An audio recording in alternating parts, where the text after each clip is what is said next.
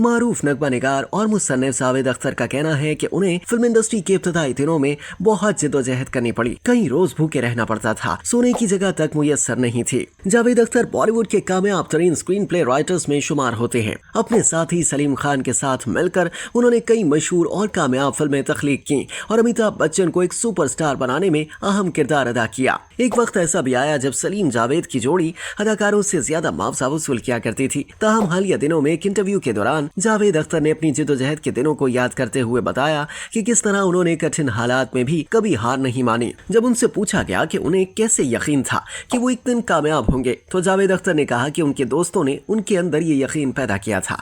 उन्होंने कहा कि मैंने बहुत बुरे दिन देखे हैं, मुझे ये तक मालूम नहीं होता था कि सुबह आंख खुलने के बाद मैं कहाँ खाना खाऊंगा। नाश्ते को तो भूल ही जाए, मैं तो ये सोचता था कि दोपहर का खाना मिल जाए तो बड़ी बात है। मुझे ये भी इल्म नहीं होता था कि रात को कहाँ सोना है। ये हालत चंद हफ्तों या महीनों की नहीं बल्कि कई सालों तक रही। जावेद अख्तर ने कहा कि मेरे पास सिर्फ 2 जोड़े कपड़ों के थे, एक धुलाई में होता था और दूसरा पहने होता था, लेकिन खुदकुशी का ख्याल कभी जहन में नहीं आया। जावेद अख्तर ने मजीद इंकशाफ किया कि वो कई बार 2 दिन से भी ज्यादा भूखे रहे, लेकिन कभी खाने के लिए हाथ नहीं फैलाया। उनका कहना था कि मैं वहीं मर भी सकता था। मेरी खुददारी इतनी बुलंद थी कि कभी यह ख्याल भी नहीं आया। मेरे दिल में यही यकीन था कि ये सिर्फ वक्त की बात है। मुझे अपनी कामयाबी का पूरा यकीन था। जावेद अख्तर ने सिर्फ फिल्में जैसे जंजीर, दीवार और शोले जैसे शाहकार दिए ही नहीं, बल्कि अपनी शायरी के जरिए भी फिल्मी दुनिया को माला माल किया। वो साज, बॉर्डर, गॉड मदर, रेफ्यूजी और लगान जैसी फिल्मों पर